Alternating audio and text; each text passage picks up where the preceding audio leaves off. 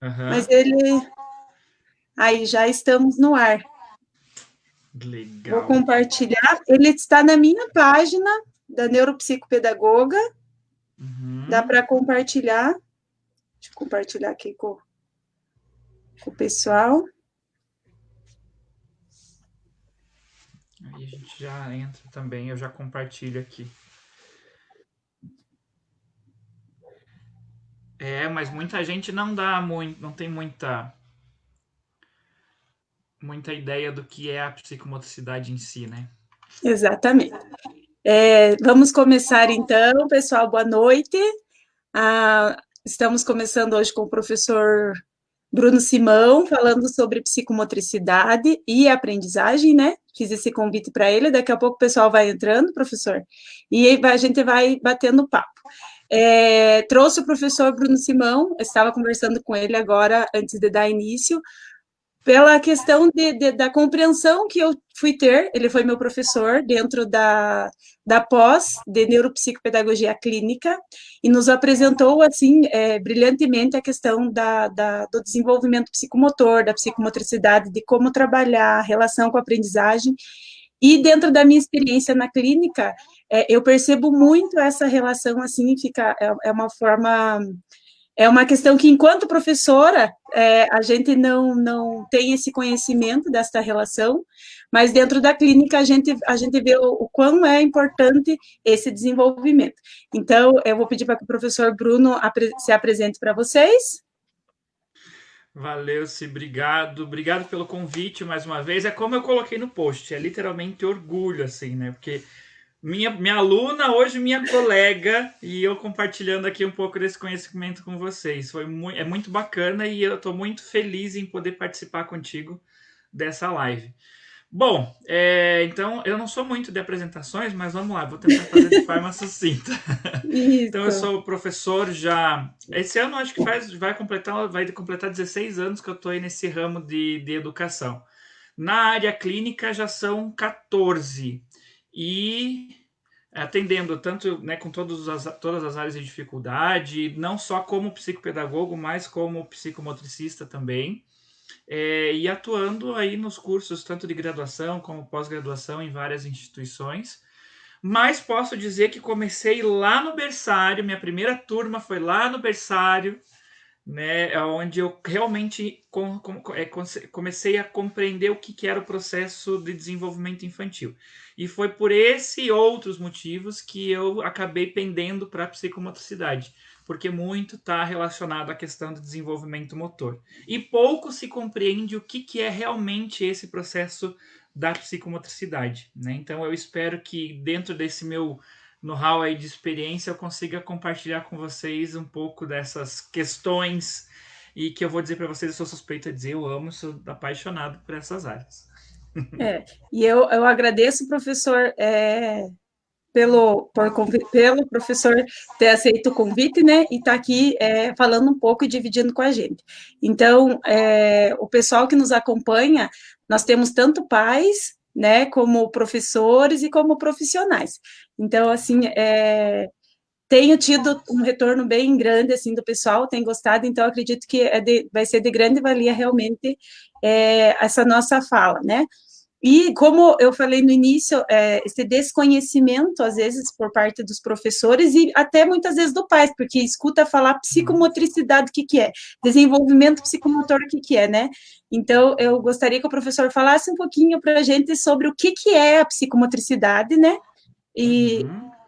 assim, para situar o pessoal sobre o que a gente vai falar. Tá, então a gente precisa. É importante que a gente entenda duas situações. A psicomotricidade ela pode ser definida, ela pode ser colocada de duas formas, né? Então, ela pode ser a ciência cujo o objeto de estudo é o indivíduo através do seu corpo, né? Aí se relacionando com o ambiente tanto interno quanto externo.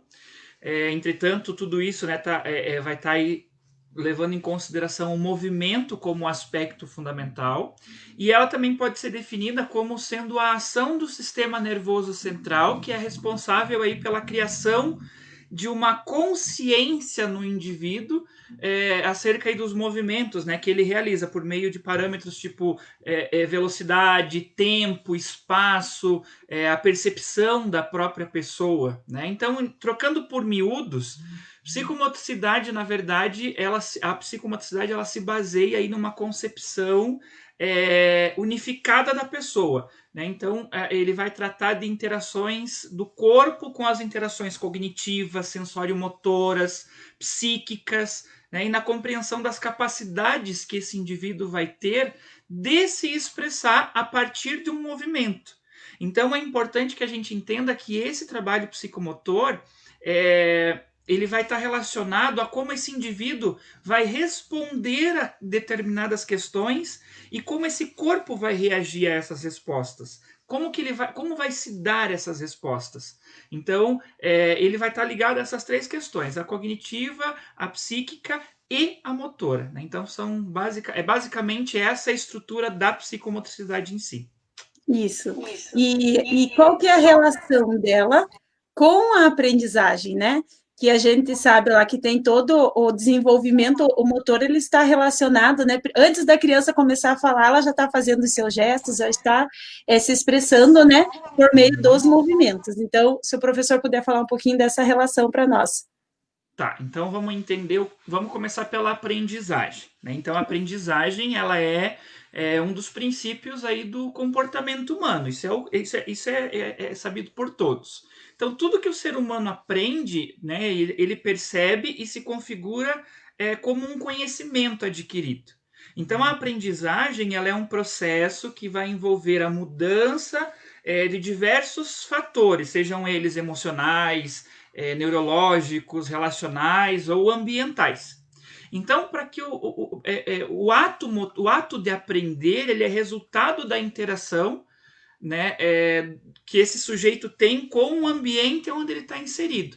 Então, as interações ambientais elas são diversas e elas podem proporcionar aí elementos significativos que vão promover então esse ato de aprender. Diniz, se não me engano, ele diz que a aprendizagem é qualquer mudança permanente no comportamento do indivíduo, né, que tem como um resultado aí uma experiência ou a prática. Né? Então, as informações elas são adquiridas através dessas técnicas de ensino que a gente recebe ou pela aquisição de hábitos. Visto isso, então veja, qual que é a relação dessa psicomotricidade, então, com essa aprendizagem? Se a gente está falando aí de meio externo, meio interno, se a gente está falando de prática, então o ato motor, como você bem mencionou, desde que a criança está no útero materno, ela está se movimentando, ela já está construindo uma aprendizagem motora inconsciente, né? Então ela já está conseguindo, ela já está mostrando, o corpo dela já está mostrando que ela já sabe fazer algumas coisas. Quando ela vem ao mundo, quando ela sai desse ambiente intrauterino, ela começa então a fazer as experimentações e esse corpo ele começa a perceber que ele pode realizar determinadas ações. E isso começa a ser desenvolvido e amadurecido a partir do momento que esse indivíduo, que a gente chama aí das funções executivas, ele começa a amadurecer essas funções executivas e ele começa, então, a colocar as coisas em prática. Então, vamos pegar um exemplo assim. Vou pegar um exemplo de um casal, uma criança de pais separados. Bruno, o que tem a ver com a psicomotricidade? Tem muito a ver. Porque esse corpo vai falar de alguma forma sobre essa reação do casal. Então, veja, se eu tenho lá uma criança, né, que é filha de pais separados, e aí, de repente, essa criança começa a radicalmente mudar esse comportamento dela, a primeira coisa que se diz é: e isso está relacionado à questão da separação dos pais. Ok, questão emocional, primeiro ponto. Segundo ponto, esse indivíduo, do nada, começa na escola a ter ali, a apresentar uma desorganização. O que é essa desorganização? A professora já vai dizer, então, que está relacionado, mais uma vez, à questão da separação dos pais. Está relacionado, a gente já sabe. Mas a gente precisa entender que esse corpo está falando de alguma forma. Então, esse corpo está promovendo a ação desse indivíduo através de ações que não são aquelas que ele tinha antes. Ou seja, ele não é mais organizado, agora ele é desorganizado. Então percebe que esse corpo está reagindo de uma forma. Então, quando a gente fala em, por exemplo, dificuldades de aprendizagem, a gente fala nesse sentido.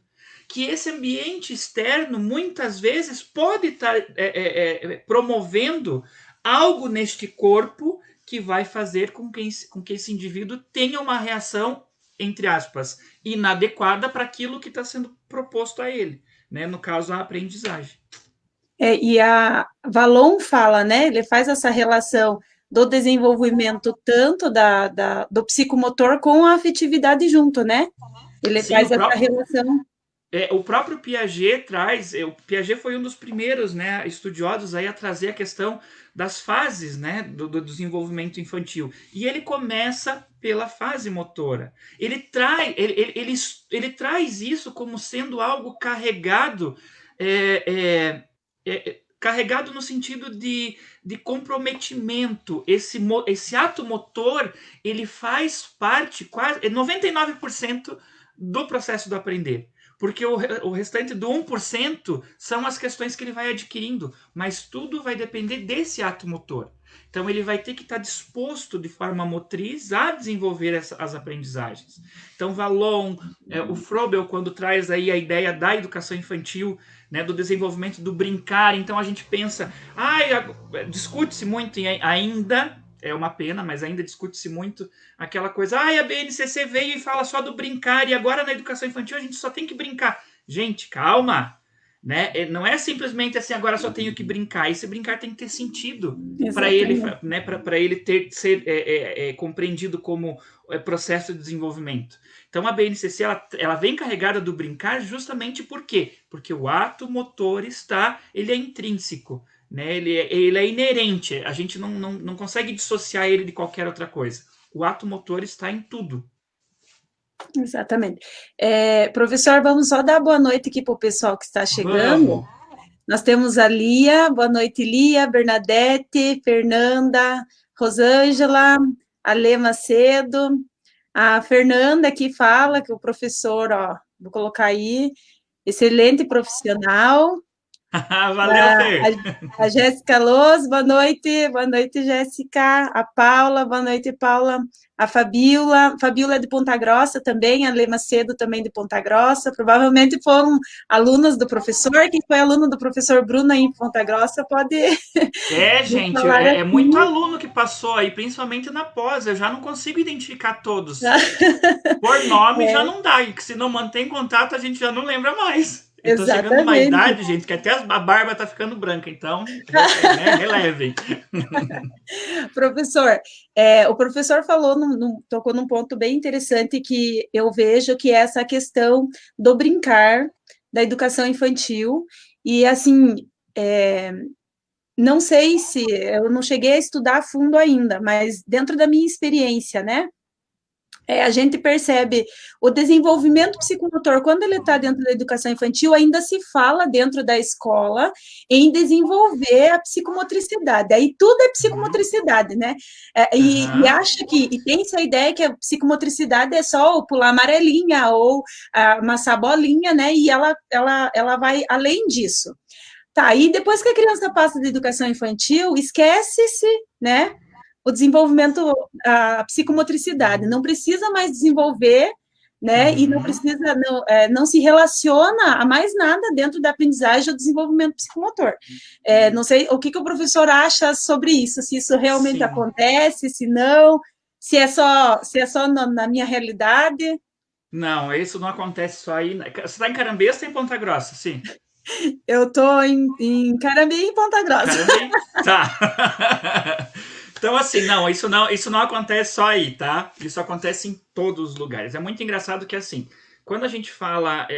na verdade, se eu pudesse, se eu tivesse, assim, um pozinho mágico, eu diria que da educação infantil ao ensino universitário, uma das coisas que eu digo que deveria se ter dentro da sala é espelho. Por que espelho? E daí a gente já vai chegar nessa questão aí desse desenvolvimento motor, dessa questão, né, do relacionar a educação infantil e tal. Porque quando a gente está na educação infantil, você fala tanto desse brincar e dessa estimulação que, assim, em qualquer sala, quase todas as salas que você vai de educação infantil tem um baita de um espelho.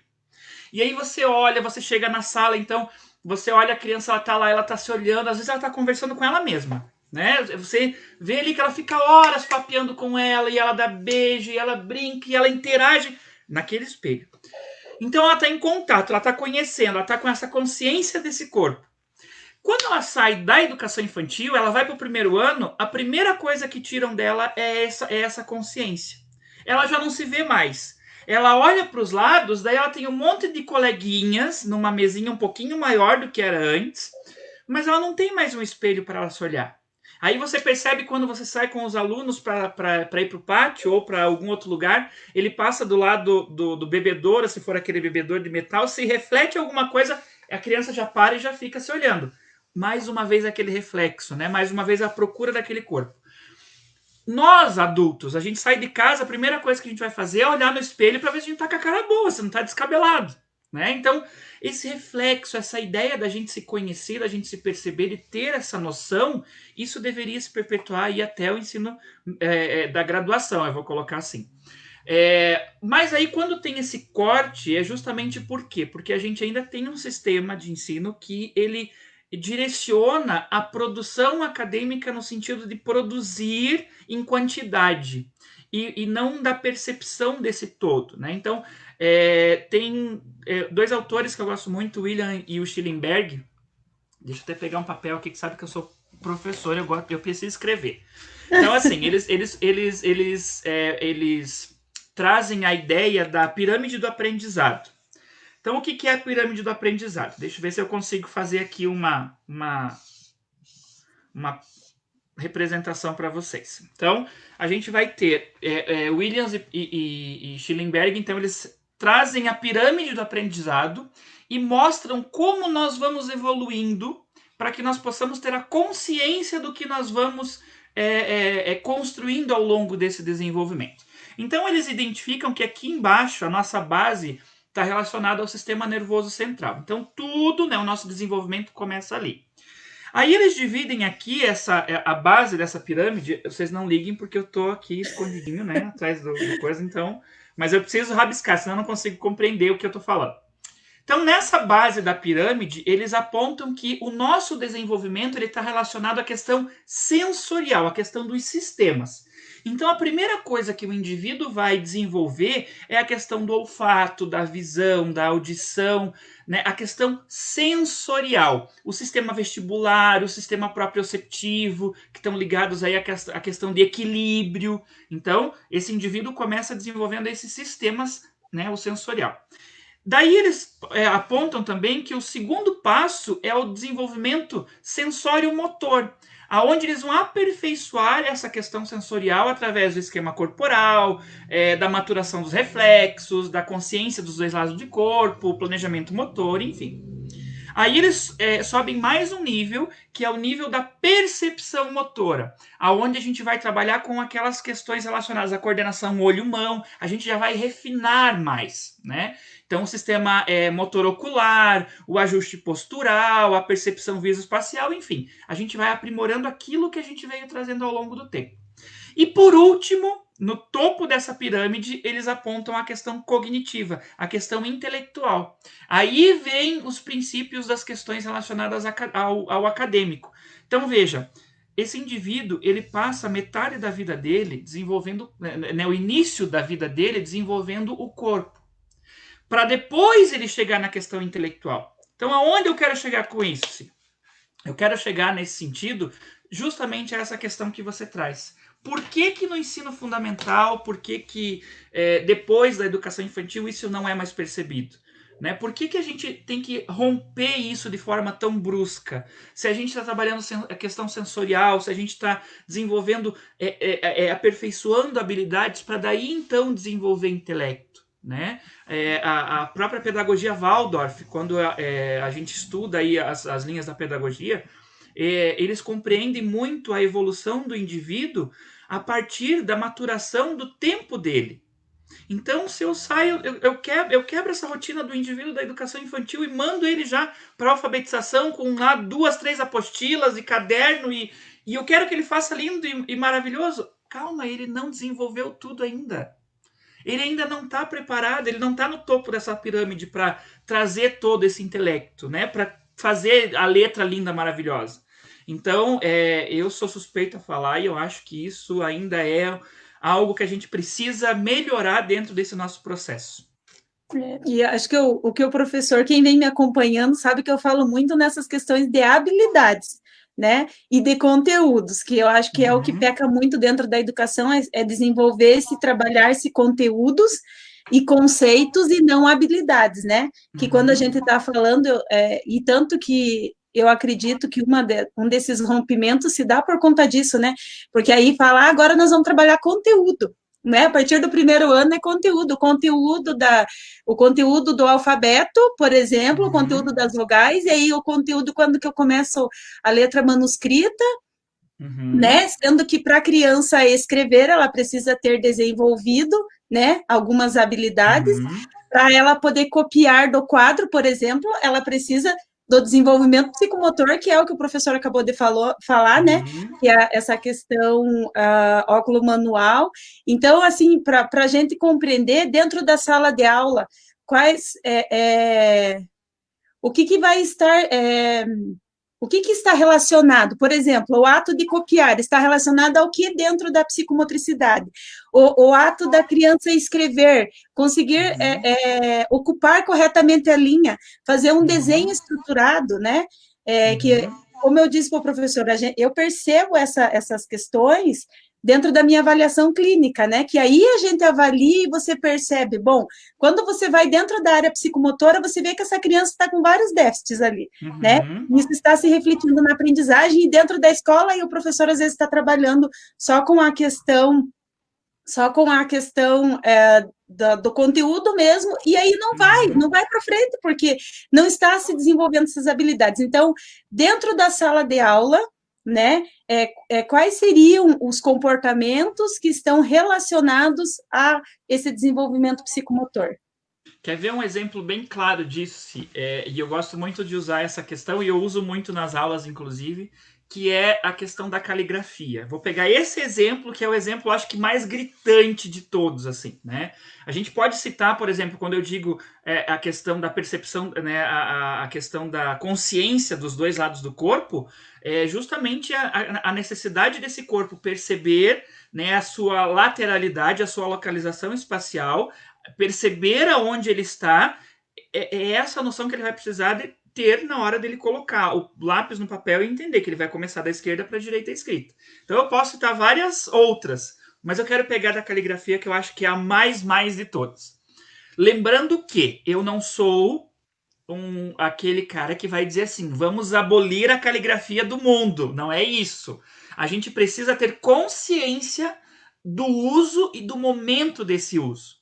Então, veja, se eu estou lá com um aluno de primeiro ano, vou pegar aqui no meu papel, estou lá com um aluno de primeiro ano, e aí esse meu aluno do primeiro ano, né, ele chegou agora da educação infantil, e ele recebeu da professora, na lista de material lá, da professora não, na lista de material foi pedido para ele, para os pais, um caderno de linguagem, daquele grande, e o caderno de linguagem, ele tem mais ou menos, deixa eu ver se eu consigo fazer aqui, ele tem mais ou menos assim, linhas mais ou menos de uma espessura de um dedo. Essa criança acabou de chegar da educação infantil. Mal ela está pegando nesse lápis, mas que já é fininho, né? Que não é nem isso, não tem nenhum lápis aqui. Não é nem um canetão, é um lápis. Aí pega lá, ele escreve, faz bonitinho, a professora vai lá e diz, não, vamos fazer melhor, apaga. Inconscientemente a gente está tolhendo ele, né? Às vezes a professora vem com o maior carinho da vida. Meu amor, riqueza da minha vida, vamos apagar aqui, vamos fazer melhor.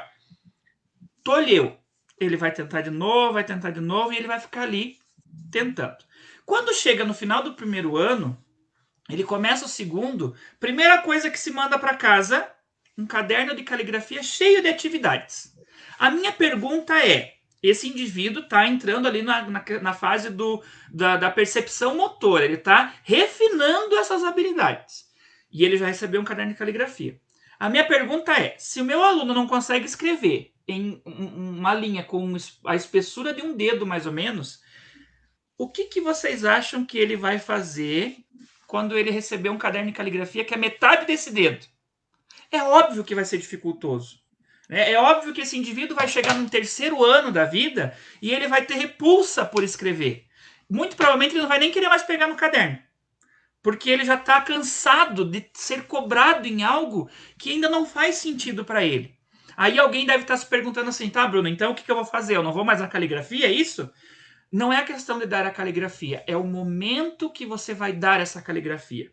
Lembrando da pirâmide que eu falei, se nós estamos falando, começando, né, no desenvolvimento sensorial, depois sensório motor, depois percepto motor, então significa que eu tenho que fazer com que esse corpo absorva a ideia do desenho dessa letra. Ah, então já sei, Bruno. Então eu vou fazer o quê? Eu vou fazer aqueles exercícios que a gente fazia antigamente, de pontilhado? Não, ainda não. A gente não vai para o papel. Eu estou falando de corpo. Então, quando o professor de educação física, e vocês têm que pegar esse professor de educação física e trazer ele para vocês, para a vida de vocês, como um super amigo da sala de aula, eu digo isso porque esse professor de educação física ele já está estimulando muito o seu aluno lá fora. Quando você olha pela janela e diz assim, meu Deus, eu tinha tanta coisa para fazer, ele está andando, fazendo as crianças ficar andando em cima de uma corda. Esse andar em cima da corda vai servir para ele chegar a desenvolver essa habilidade perceptomotora que ele precisa para a escrita. Então ele está te ajudando. E é isso que você precisa. Ele está fazendo com que esse corpo consiga perceber o desenho da letra. Então a gente sempre tem que ir do macro para o micro. Antes de ir para o papel, eu tenho que fazer isso no meu corpo. Faz o exercício de escrever nas costas do teu coleguinha para você ver como que é. Né? De você sentir como que é a letra.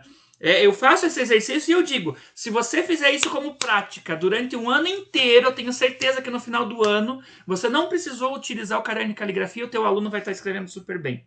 Então, sentir a letra, sentir no sentido perceber esse desenho, é o significado. Quando eu digo, antes de ir para a caligrafia, nós precisamos trabalhar com esse corpo. Né? Outra questão seria, por exemplo, quando a gente chega na sala e aí a professora está lá fazendo bolinha assim, de papel crepom. E aí você pergunta para a professora, e o que você vai fazer com essa bola de papel crepom? Então, a gente está trabalhando círculo essa semana. E aí o círculo da cor vermelha. Então a gente está fazendo bolinha de papel crepom para preencher o círculo. E daí você pergunta, cadê o círculo? Posso ver, professora? E daí a professora mostra aquela cartolina enorme com um círculo gigante. A criança vai passar um mês fazendo bolinha de crepom para preencher aquele círculo. Né? Vai chegar uma hora que assim, as crianças vão estar enlouquecidas dentro da sala, começando a correr porque perdeu o foco. Ela não vai ficar fazendo bolinha de crepom. Né? Existem várias outras situações que eu posso desenvolver esse movimento de pinça que tanto se fala e essa pressão que eu vou precisar para segurar um lápis, uma caneta, né, para poder escrever. Outra situação, por exemplo, é como eu faço para esse indivíduo, por exemplo, eu estou lá na educação infantil e eu percebo que as crianças ficam se trombando, ou você tem uma criança pequena, você diz assim, vai lá dar um abraço no coleguinha. Ela vai sair correndo e se trombam, né? Isso significa o quê? Ele não tem a noção do tônus muscular, ou seja, ele não tem a noção da força que ele tem. Então a gente precisa trabalhar isso com ele. Por quê? Porque é essa força que ele vai utilizar para escrever e pressionar o lápis no papel. Vejam, é algo que parece tão simplista, tão bobo, mas ele está no nosso dia a dia. Né? As crianças estão trazendo isso e a gente não explora. A gente está mais preocupado, muitas vezes, em mostrar para a família como está sendo a produção, e daí a produção no papel, e esquece que essa produção ela vai além disso. Ela é muito antes disso. Né? E aí eu digo assim, tá, daí alguém pode me perguntar, tá, Bruno, e daí como que eu faço se o pai quer ver resultado? Traz esse pai para participar junto. Se você vai fazer a tua criança andar em cima da letrinha no pátio, traz o pai para fazer a mesma coisa. Para o pai perceber. Para o pai entender o porquê que você está fazendo aquilo. Esse é o significado. Isso faz sentido. Não sei se respondi, eu Exatamente. também me empolgo a falar, né? Tá maravilhoso, o pessoal que tá gostando, ó. A Andressa diz que professor sensacional. O pessoal está gostando. A Elisandra também foi da nossa turma, está falando os melhores. Obrigada, Elisandra, que eu vou me Legal. encaixando nessa. A Fernanda fala aqui do professor, os professores de educação física, amo, melhor live. A Andriele, minha aluna da graduação, você arrasa, professora, muito obrigada por nos dividir tanto conhecimento. E sabe, professor, que eu falo assim, que uma das minhas propostas é da gente trazer esses conhecimentos, né, que ficam só na academia e só depois Uhum. que, assim, muitas vezes a gente encontra isso dentro da pós-graduação, né, e sendo que é tão importante já no desenvolvimento, tanto para pais, como o professor falou agora, como para os professores, né? Então, os Uhum. pais têm que conhecer o que é isso, o que, que é. Eu digo assim, tem aquela ideia do lúdico só do brincar, né? Mas Uhum. o lúdico não é só brincar, é você fazer, é fugir um pouco desse caneta e papel para que a gente consiga desenvolver essas habilidades. Uhum. É E é só muito. uma só uma coisa, o pessoal está perguntando se fica gravado sim, tá? Depois ele fica lá na página, dá para ir compartilhando. Depois eu baixo, vai lá para o meu canal no YouTube também. Então, vocês podem compartilhar, podem assistir com mais. Podem assistir de novo para anotar todas essas informações maravilhosas que o professor está passando para a gente, tá? Professor, uma coisa que eu percebo assim, dentro dos transtornos também, por exemplo, né? As crianças que têm algum transtorno de aprendizagem, dentro da maioria ali, pegando dislexia, disgrafia, né, desortografia, elas têm o desenvolvimento psicomotor, né, com algum demonstra, né, um déficit aí no desenvolvimento psicomotor. E eu atendi, estou acompanhando um caso de disgrafia bastante grave e que eu percebo, assim, o quão, né, basicamente a gente deveria trabalhar só com isso, só relacionado Uhum. a isso. E outra coisa que o professor falou foi do movimento de pinça. E aí, o que eu percebo?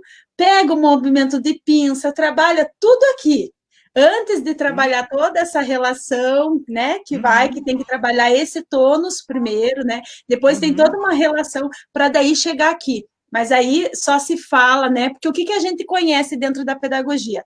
Movimento de pinça, né, a Uhum. motricidade fina e a ampla, é isso que se você for ver o que o professor trabalha, é isso que ele trabalha. Hoje nós vamos trabalhar o Uhum. movimento de pinça. Hoje nós vamos trabalhar com o movimento de pinça a motricidade fina ou Uhum. a motricidade ampla. E não se faz, não se passa além disso, não se conhece além disso, né? Uhum. Eu sempre digo assim, ó, a gente precisa entender como se dá essa questão, né? Porque parece que quando a gente fala em psicomotricidade, parece que ela vem tudo separadinho em caixinhas. Então a gente tem a coordenação motora fina, ela está numa caixinha. A coordenação motora ampla numa caixinha, lateralidade, noção espacial, é tudo cada um na sua caixinha. Então, quando eu vou desenvolver o meu trabalho, eu vou abrir a caixinha da motricidade fina e eu vou fazer só isso. Não, não é assim. Antes da gente trabalhar, é importante que a gente tenha clareza que é assim. Para eu ter a motricidade fina, eu tenho que ter percepções antes das motricidades. Né? Então, quando eu digo os sentidos, audição, visão, paladar, tato, e aí eu vou mencionar mais dois sentidos que a gente pode colocar aí, que é o proprioceptivo e o vestibular. Né? Então, o proprioceptivo, que é o sistema sensorial aí que permite o indivíduo perceber a localização, a posição, a orientação desse corpo no espaço, né? E de reconhecer essa força exercida aí pelos músculos, e o vestibular, que é aquele que é formado aí por um conjunto de órgãos do ouvido interno e que é responsável pela manutenção do equilíbrio. Esses sentidos, além desses dois, o tato, eles são os primeiros a serem trabalhados antes de trabalhar essas caixinhas, e que não são caixinhas, né? Eles estão integrados. Então, quando a gente fala movimento de pinça, primeira situação, qual é o sentido que esse aluno vai utilizar para trabalhar o movimento de pinça? O que ele precisa? Ele precisa do tato, ele precisa da questão vestibular. Então, opa, beleza, já sei quais são os sentidos que ele está utilizando para desenvolver o movimento de pinça. Quais são as habilidades, qual é a organização motora que ele vai aplicar para utilizar, então, junto com esses sentidos?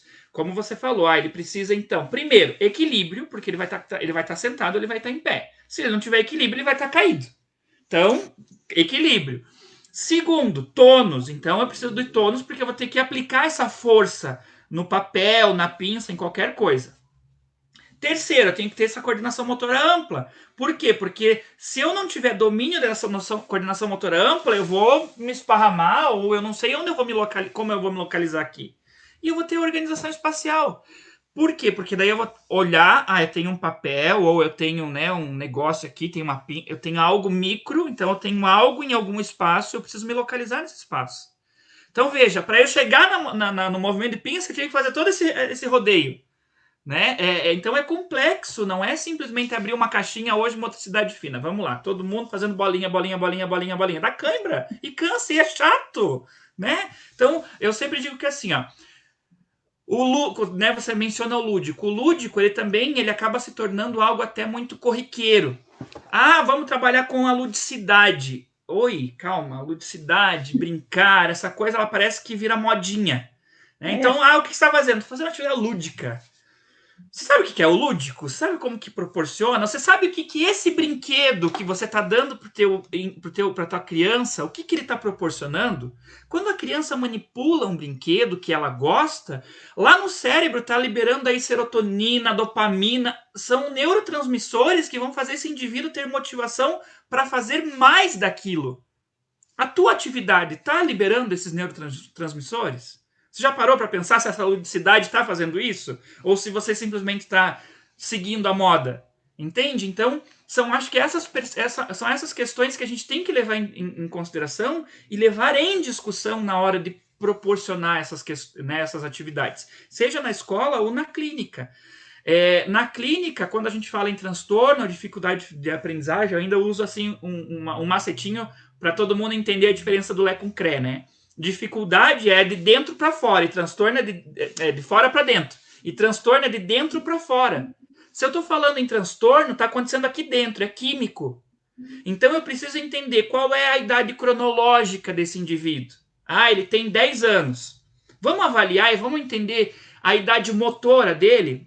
Vamos lá então, ó. Então avaliei ele e a idade cronológica dele é 10 anos, mas ele tem uma idade da motricidade fina de uma criança de 6. Então, eu estou cobrando de uma criança de 10 um comportamento de 10, mas ele tem uma maturidade motora de 6 para determinada área. Então, eu tenho que estimular a partir dos 6, não a partir dos 10. Se eu estou falando de dificuldade de aprendizagem, ou seja, de fora para dentro, eu primeiro preciso entender qual que é o processo do que está acontecendo ao redor, para eu poder entender como eu vou intervir através desse corpo. Então, é algo ainda mais aprimorado do que, né, o que a gente tem dentro da sala de aula. Vejam o quão importante, e é isso que os pais também precisam compreender. E não é compreender no sentido a gente tem que fazer eles entender goela abaixo, a gente tem que sentar com eles e explicar isso. Eles não sabem, eles não têm obrigação de saber. Né? Nós somos os profissionais, nós temos que sentar. Senta aqui, colega, vamos tomar um café junto, vamos lá que eu vou te explicar agora o que é isso. E aí se dá esse processo. Exatamente. Nossa, o pessoal está amando aqui. A Angélica está falando saudades desse professor maravilhoso e de você também, que maravilhoso as suas lives. Que bom que vocês estão gostando. Olha só, nós temos vários profissionais aqui, professor. Eu falo assim uma coisa que o pessoal fala assim que a gente tem, que as pessoas consomem uma cultura pobre, digamos assim, né?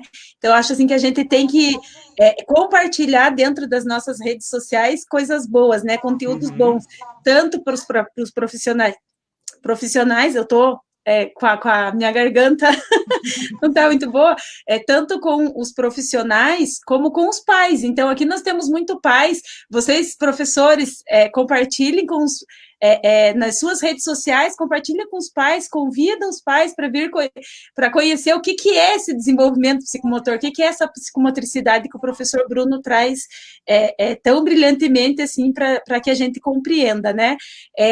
A Andressa, ela foi minha aluna dos cursos que eu faço, nos conhecemos no congresso, no próximo congresso ela disse que vai me esganar. Olha aí, ó. Andressa, que maravilha. Eu falo assim que o professor Bruno, ele clareia muita coisa para a gente em relação a isso. A Sueli também, não sei se o professor conhece, também da Sensupeg, também está falando aqui, live maravilhosa.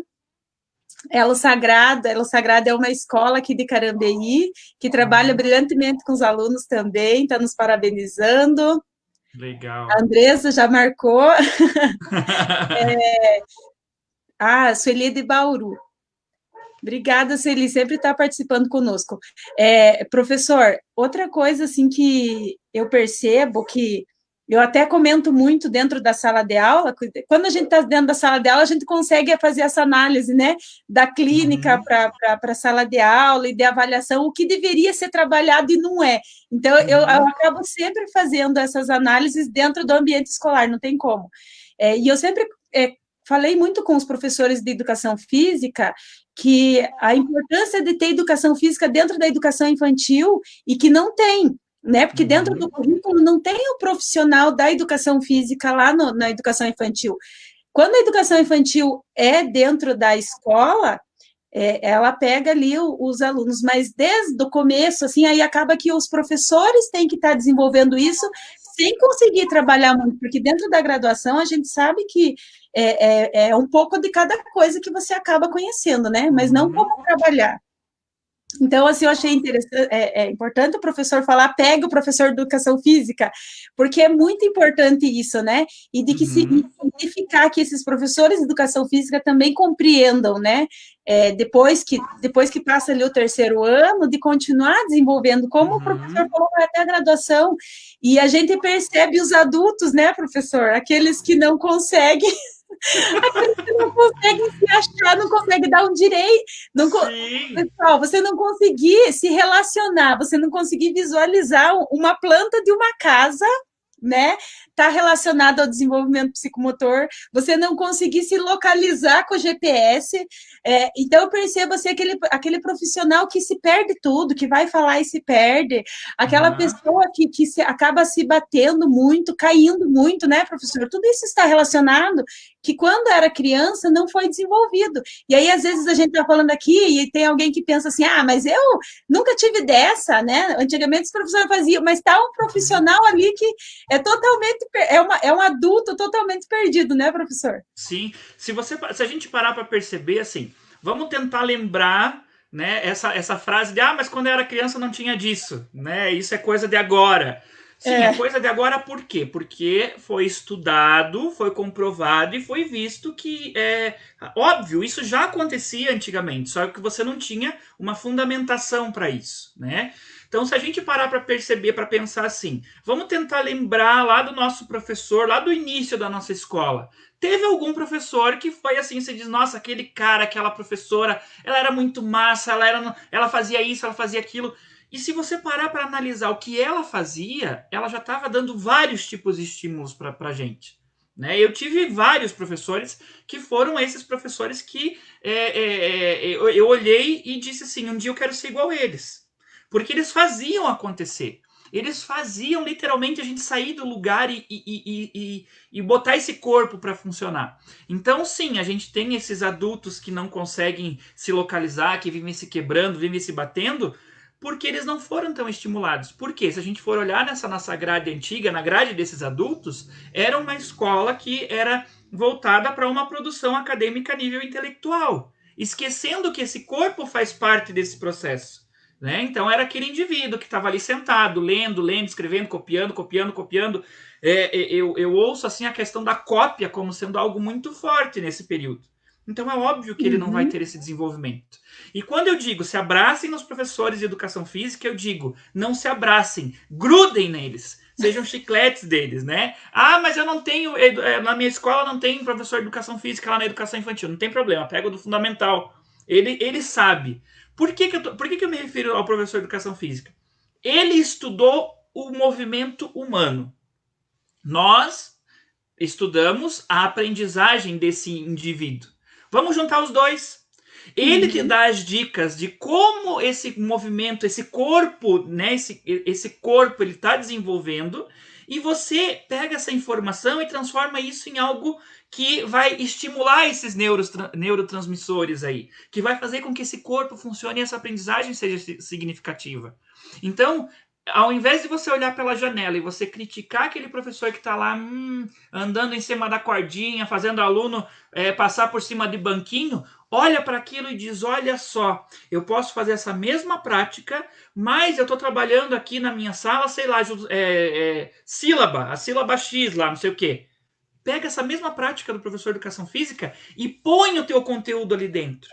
Você está dando o teu conteúdo e está desenvolvendo a motricidade. Né? Então, o professor de educação física ele é nosso aliado.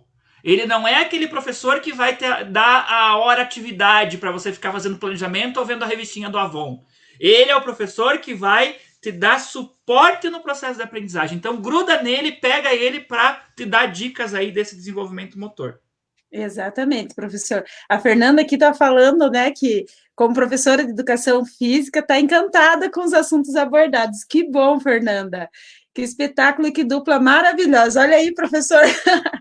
Mas, gente, por isso que eu digo assim que eu fui ter a noção realmente do desenvolvimento psicomotor com a aula do professor Bruno, e vocês não têm noção, tá aqui a Rosana, a Lisandra, que fizeram aula com a gente, e o professor Bruno saiu um pouquinho aqui, voltou, do que é esse professor ensinando a cantar a música do sapo, né, professor?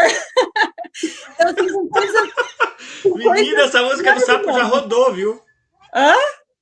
Essa música do sapo já rodou, olha que assim, que quando o povo descobre a tal da música do sapo, eu não sei de onde surge o tal do sapo, mas assim, eu brinco até com essa música justamente porque. E aí eu vou aproveitar esse teu gancho e já vou trazer para que todo mundo entenda o que é essa música do sapo. Sabe quando a gente tá assim, na escola, lá na educação infantil, eu vou usar o exemplo da educação infantil porque a gente começa por lá, mas até mesmo no fundamental. Se você pega um aluno de segundo ano hoje, você diz assim, vamos cantar a musiquinha do sapo com a prof? Eles vão olhar e vão dizer para você assim, meu Deus, que ridícula. Essa mulher tá sem noção, né? Esse cara, não, eu vou cantar a música do sapo, olha bem pra minha cara, eu tô no segundo ano, eu vou cantar a música do sapo. Aí se você propõe ele, vamos cantar a música da moda, ele vai cantar a música da moda, ele sabe. Mas vamos tentar dar uma roupagem diferente para as coisas que a gente faz. Então, quando a gente ri aqui da música do sapo, é porque eu peguei a música do sapo e eu trouxe para um processo mais atual. E eu sempre lembro, quando eu faço a prática da música do sapo, a dança da música do sapo, os alunos sempre dizem assim, professor, mas se eu fizer isso na minha escola, os pais vão vir matando a gente, né? Porque tem uma hora que na minha brincadeira, eu, professor e os meus alunos, eu digo, vamos lá, chão, chão, chão. Mas é porque eu estou motivando adultos. Eu não vou fazer isso para criança.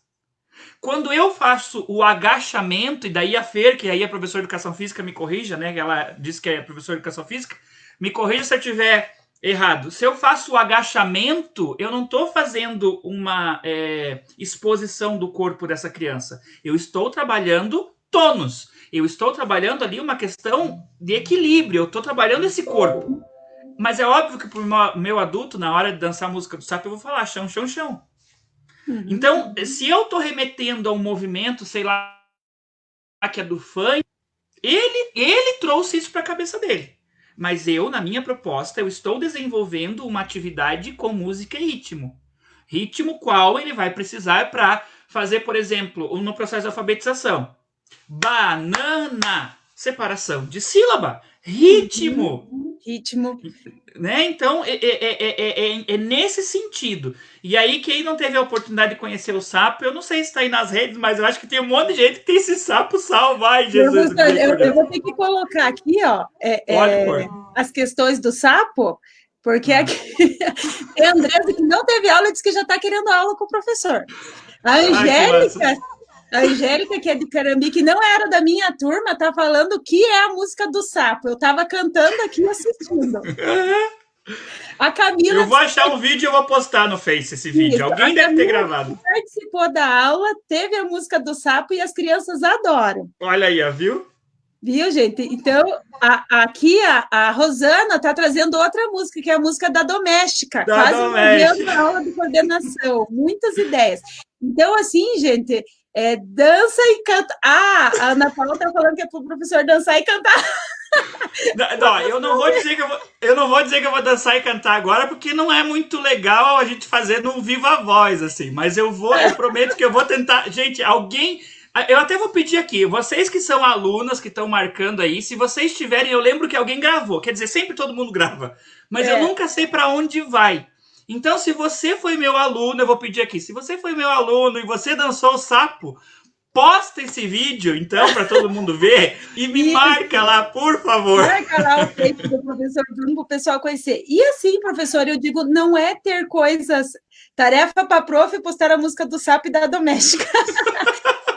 A música da doméstica, deixa eu só fazer um ponto aqui. A música da doméstica, o que é, gente? Na verdade, é o que eu brinco de dança recreativa. Então, o que eu faço com as crianças? Principalmente essas do fundamental. Eu pego movimentos do dia, da rotina delas. Né? Então, a gente escolhe uma música bem legal. Eu pego movimentos que eles escolhem do dia a dia e coloco isso em uma coreografia. Então, essa música da doméstica foi da primeira turma que eu dei de pós-graduação. E aí eles falaram assim, professor, vamos fazer então uma música para a gente limpar a casa. E aí eu peguei movimentos que a gente faz para limpar a casa. Então, varrendo, passando pano, limpando vidro. Coloquei isso numa coreografia, uma música bem bacana. E a gente desenvolveu isso em forma de uma dança, coordenação motora. E depois eu sempre eu utilizo objetos. Então, vamos pegar agora um grupo com bola, um grupo com bambolê, um grupo com bastão. Criem movimentos. Depois que o movimento foi criado, sem saber, a gente põe uma música de fundo e está criada a coreografia. Então, a música da doméstica é isso, tá, gente? Só para vocês não ficarem perdidos. E, professor, já que a gente veio para essa questão doméstica, assim, o professor podia falar até... como nós estamos neste momento de pandemia que está tendo em casa, os professores estão tendo que enviar atividades para não ficar tanto na cópia, né? E para que a gente possa estimular também esse desenvolvimento psicomotor dentro de casa, né? O que o professor pode estar, os professores podem estar fazendo, os pais podem estar fazendo para a gente estar estimulando, né? E desenvolvendo isso. Os pais podem começar. Os pais podem começar a colocar os filhos para ajudar a enxugar a louça. Já começa por aí. Não, eu tô brincando. Mas assim, mas assim, sim, é uma proposta, né? Não que você vai colocar a criança para trabalhar dentro de casa, mas eu tô falando assim, porque antes que alguém já fale alguma coisa, não tô pedindo para colocar a criança para trabalhar. Eu tô dizendo assim, secou a louça, né? Você adulto, secou a louça, pede para a criança ir guardando, vai acompanhando com ela. Bruno, o que isso tem a ver? Olha só, pelo menos, eu sou meio sistemático. Então, meus potes no meu armário, eles são guardados, eles são encaixados por tamanho. Então, do pote maior para o pote menor. Motricidade, noção de espaço, coordenação, né? Separa tudo ali em cima da mesa e pede para a criança ir organizando. Organização espacial. Então, com o que nós temos dentro de casa, nós podemos desenvolver essa prática sem problema nenhum. Eu tenho crianças pequenas, né, até 3 anos. Vamos desenvolver obstáculos dentro de casa.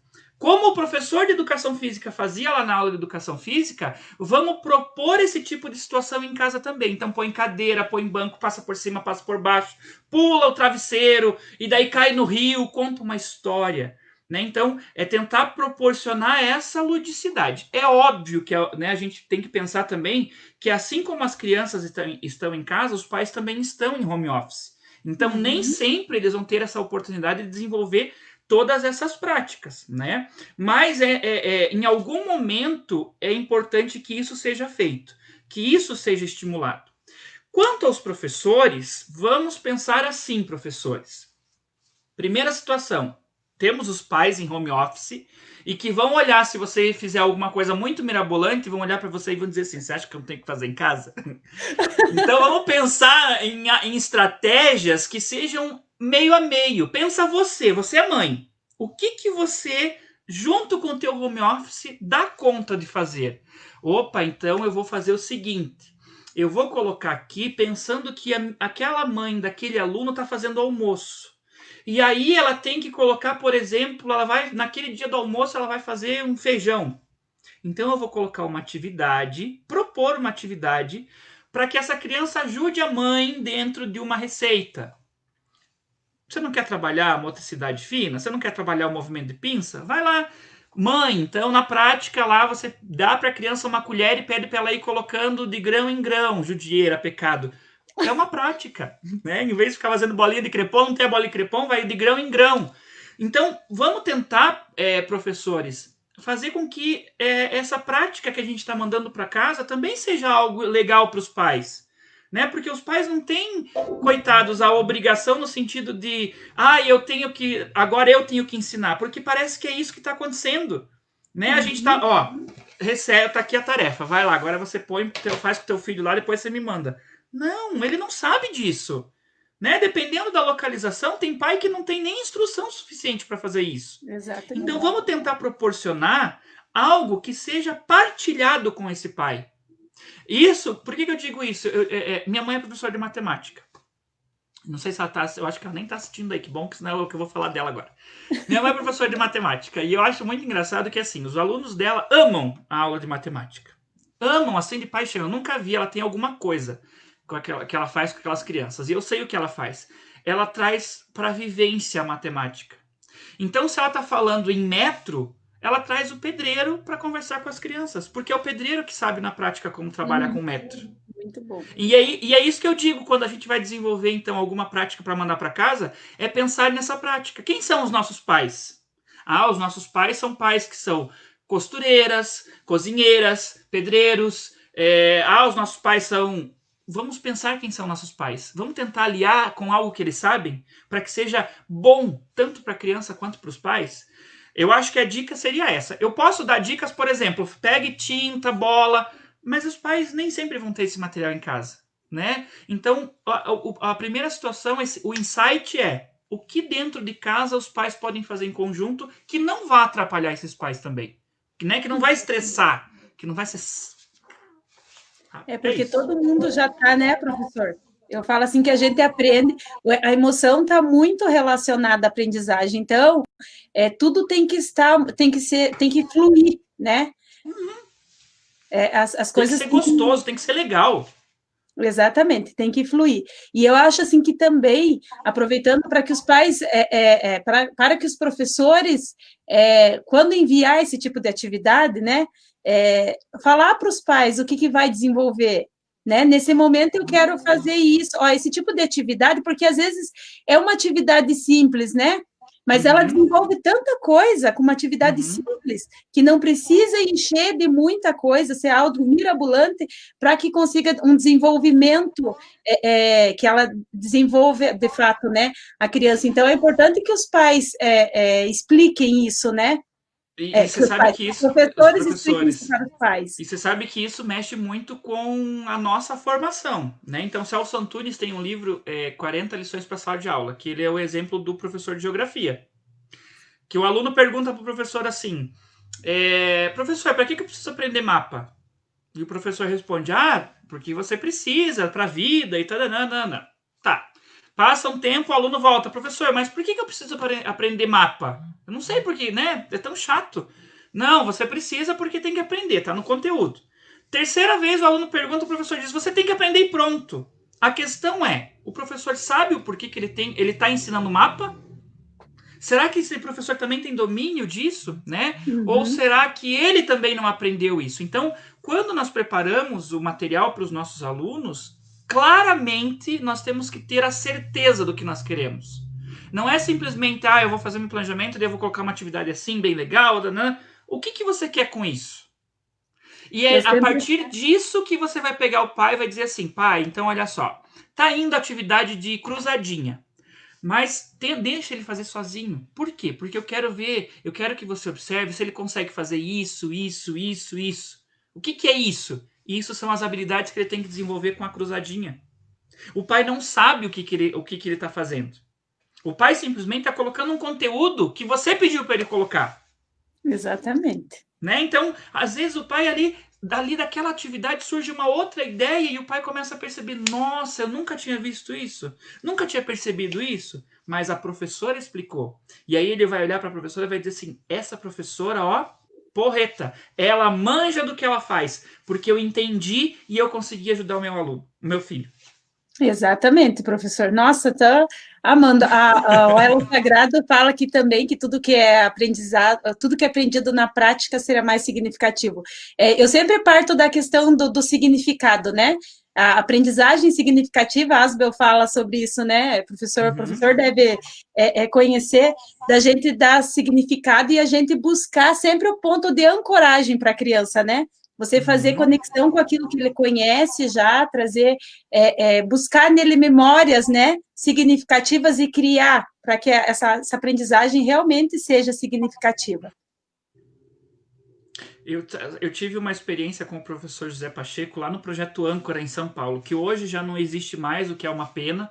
Fechou aí no final do ano, porque como era um projeto mantido por entidades, né, ele acabou, com a crise, ele acabou não conseguindo se manter, então ele acabou sendo extinto.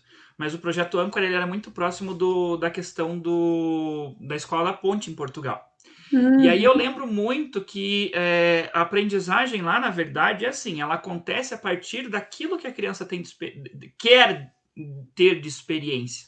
E quando a gente chegou lá, foi muito engraçado que assim, a gente foi recebido por uma criança de terceiro ano, que foi a nossa guia, e quando nós chegamos na sala de reunião, uma aluna veio nos oferecer brigadeiro para comprar, porque era muita gente de fora, né? E a gente ia ficar lá um tempo, e daí ela veio oferecer o brigadeiro, e daí a gente perguntou, mas por que ela estava vendendo brigadeiro? Era para quê? Daí ela falou, é pro meu projeto. E a gente questionou, que projeto você tem? Qual que é o teu projeto? Daí ela falou assim, o meu projeto é que um dia eu quero andar de avião. Eu quero viajar de avião. Isso, uma criança de terceiro ano. E aí, para eu andar de avião, eu tenho que percorrer tantos quilômetros. Esses quilômetros, eles vão se transformar em milhas e não sei o que. E ela começou a explicar. Daí a gente fica assim, né, horrorizado, porque imaginar uma criança daquela falando tudo aquilo. Aí a gente perguntou para ela, mas você sabe quanto custa uma passagem de avião? Sim, custa tanto para onde eu quero ir. E para eu conseguir esse dinheiro, eu preciso vender tantos brigadeiros, mas eu ainda tenho que comprar os ingredientes. Então, dos ingredientes eu vou precisar de tanto. Então, em tanto tempo, ali ela estava falando matemática, ciência, geografia, língua mas era o projeto dela. Não é o conteúdo que a professora quer. Não é o conteúdo que a escola quer.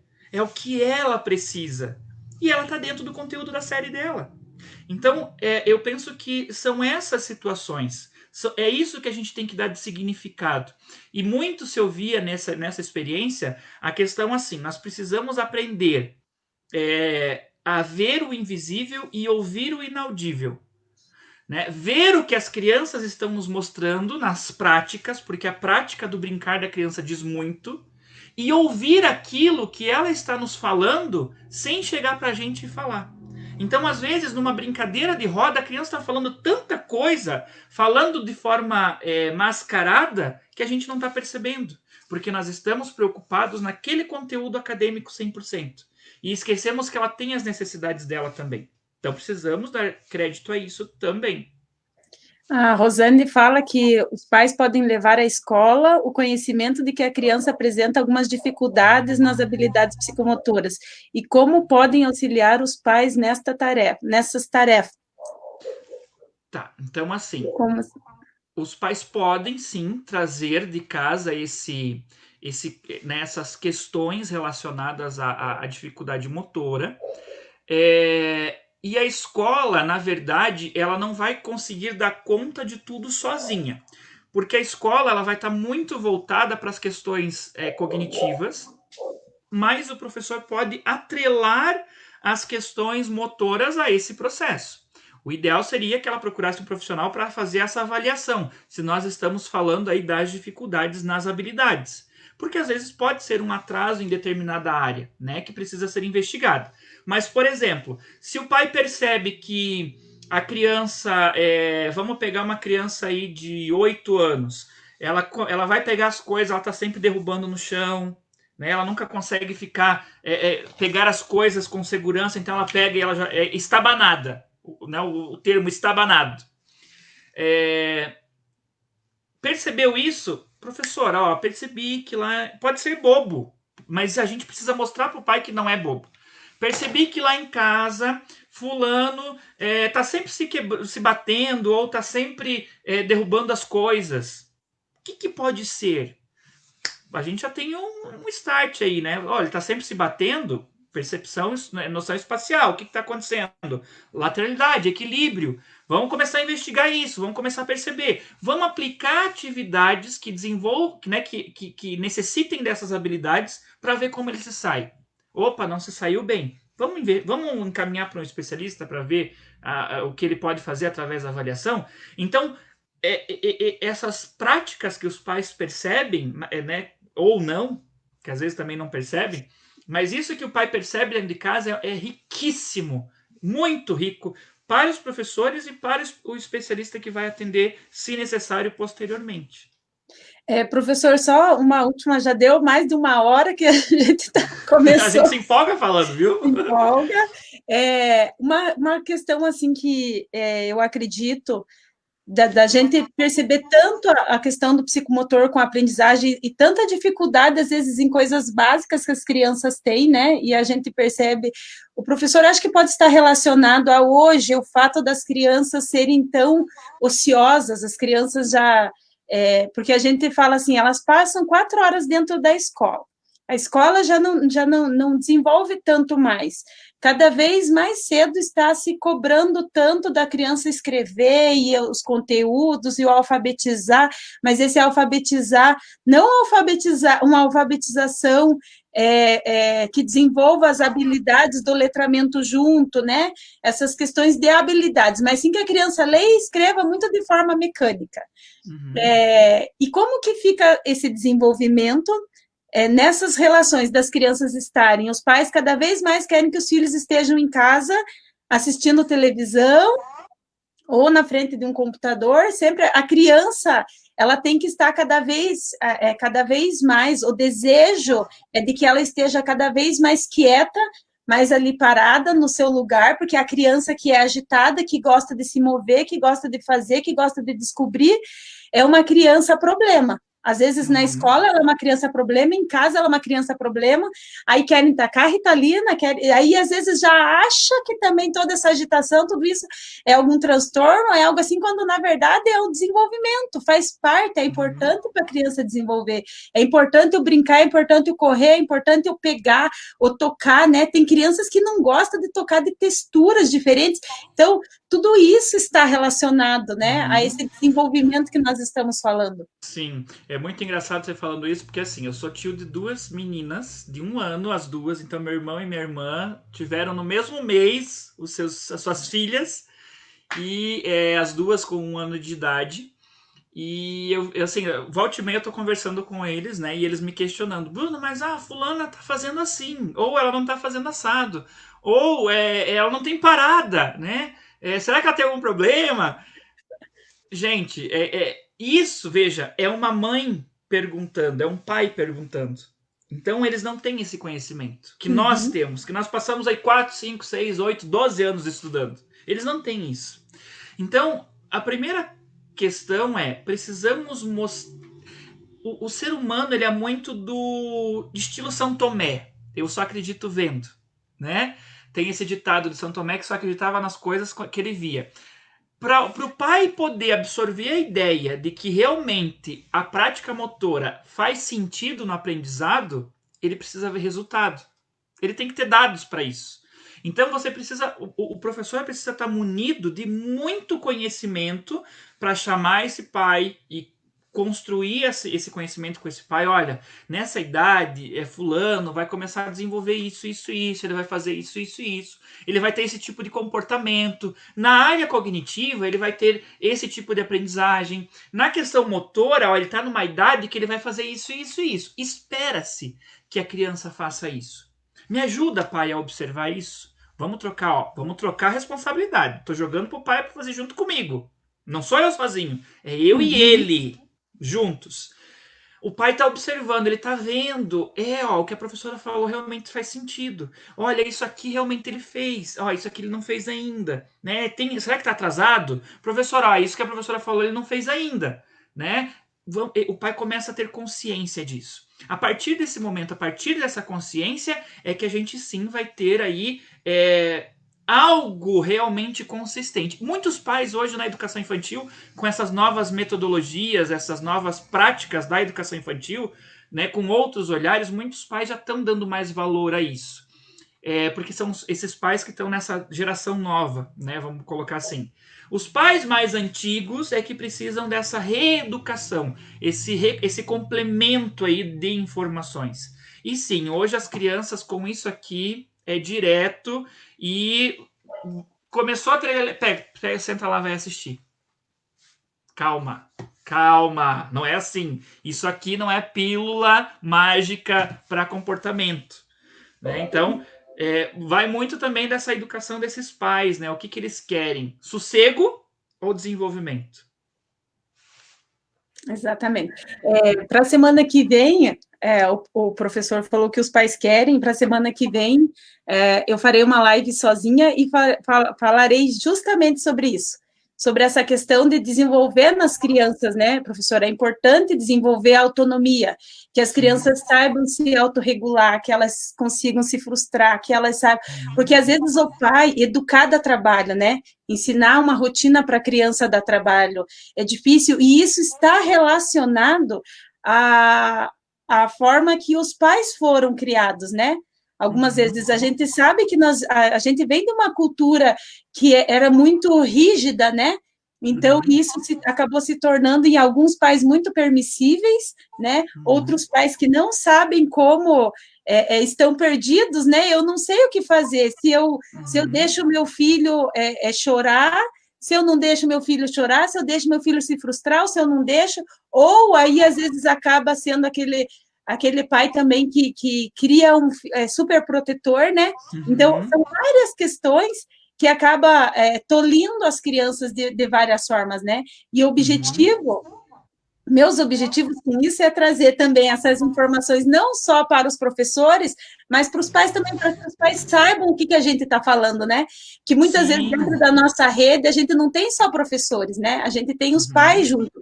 Então a gente tem que buscar educar esses pais, mostrando, falando para eles numa linguagem fácil, que eles consigam entender e trazendo esse conhecimento para eles também, né? Para que eles auxiliem a gente a fazer isso. E até para que cuidem, né? Porque daí, assim, o Dr. Google, ele tá aí, tudo parece que se busca no Dr. Google, né? Então, qualquer coisa que o pai acha lá, ele acha que o que tá no Google tá certo. E não é assim que funciona. Às vezes tem informações que estão ali, mas elas estão deturpadas. Ou a interpretação que se dá a essas informações, elas não são informações tão corretas. Então, é importante que a gente tenha essa proximidade com essa família para que a gente consiga trazer essas informações de forma realmente correta, né, para que eles consigam entender que, sim, educar dá trabalho, mas, né, filho não vem com bula, então a gente tem que dar a cara a tapa e procurar as alternativas de forma correta. Exatamente. A Andressa está falando aqui que essa bendita pandemia veio para acentuar o uso do amado celular. Ai, meu Deus, nem fale. Agora isso. Hoje, né? Até na clínica, antes da pandemia, quando você entrava nas clínicas, assim, né, no espaço terapêutico, na sala de espera é muito engraçado, porque daí os pais, eles querem conversar entre eles, mas eles não querem ficar olhando a criança. Então, vai assistir o teu desenho lá enquanto o terapeuta não te chama, senta ali. E daí, trelelê aqui, a criança, daí você olha, tá todo mundo, todas as crianças estão assim, ó. E os pais estão conversando, né? Então, isso não só agora na pandemia, mas isso já estava aí, ó. A gente tem que dar um jeito de melhorar essa situação. Exatamente. Professora, eu quero agradecer imensamente para o professor vir dividir o conhecimento com a gente, foi muito bom, eu tenho certeza, né, a gente viu aqui pelas mensagens a participação do pessoal, essas minhas queridas que sempre estão nos acompanhando, e muito obrigada mesmo, porque a gente está dividindo esse conhecimento, esse bate-papo, né, de forma descontraída, e eu tenho certeza que isso está fortalecendo, está ajudando muito esse conhecimento, tanto pelos professores e como pelos pais. Que essa pandemia, eu estava conversando ontem, e eu falei assim, que essa pandemia vai trazer muita coisa, assim como ela trouxe muitos desafios, né? Ela vai fazer a gente crescer em muitas coisas, ela vai estar trazendo muitas coisas boas e muitas novas oportunidades, e eu acredito assim que desde essa troca, né, já é uma oportunidade nova e que surgiu por causa da pandemia, né? Que a gente está aqui em plena sexta-feira conversando, né? Então eu acredito assim, agradeço imensamente, e eu acho assim que o nosso papel, né, professor, quando eu falava com a Suzana e ela trouxe uma coisa muito interessante, que ela fala assim que é o nosso papel enquanto pesquisador e produtor de conhecimento que a gente acaba se tornando ao longo do tempo, é dividir com a sociedade, né? E eu acredito que é isso que a gente está fazendo, e vocês que são meus convidados estão fazendo isso brilhantemente. Então, muito obrigada. Eu é que agradeço de coração, assim, como eu coloquei no meu post lá, é um orgulho poder compartilhar aqui a telinha com a minha aluna querida, que hoje é minha colega de profissão e que está atuando aí brilhantemente. Então eu agradeço muito, muito mesmo pelo convite, pela lembrança, sinal que eu, né, participei aí de forma significativa do teu processo de aprendizagem, o que me deixa muito feliz, porque o meu papel eu acabei conseguindo cumprir. A ideia de que o conhecimento ele não pode ficar guardado, ele tem que ser compartilhado, isso para mim é muito claro, né? Então nós precisamos sim ter essa ideia de que eu não estou estudando para mim, eu não estou lendo para mim, eu estou estudando para compartilhar isso, né? Então ter esta clareza. E eu espero que todas as pessoas que estão aí na live, que participaram, que interagiram, que se não interagiram, só ouviram, que eu também tenha colaborado um pouco com esse conhecimento, com essa conversa com todas essas pessoas. E, óbvio, tá, estou à disposição aí para trocar figurinha sempre que vocês quiserem. Então, professor, só que para finalizar o que o pessoal está colocando, ó, 100 palavras para essa dupla, a Andressa disse que virou fã do professor. Legal, Andressa. A Rosana, aqui de Ponta Grossa, também agradecendo. Rosana é uma linda.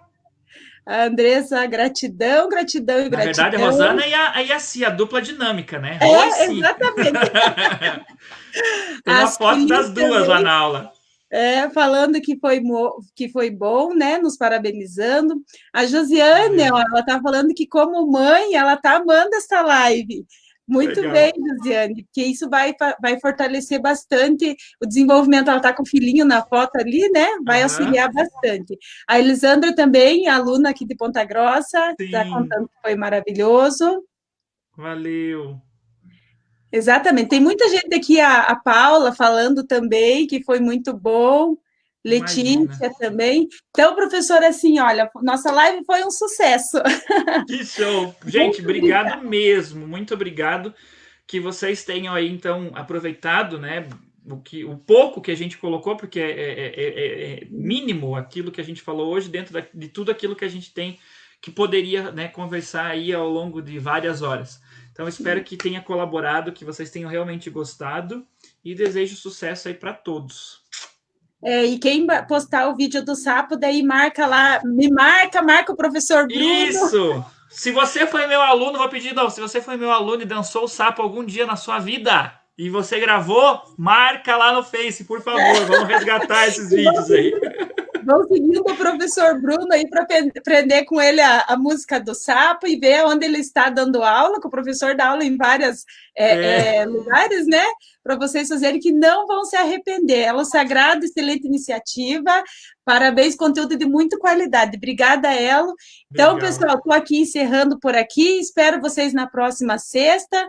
E muito obrigada mais uma vez. Tchau, tchau. Tchau, professor. Tchau, gente. Tchau, tchau.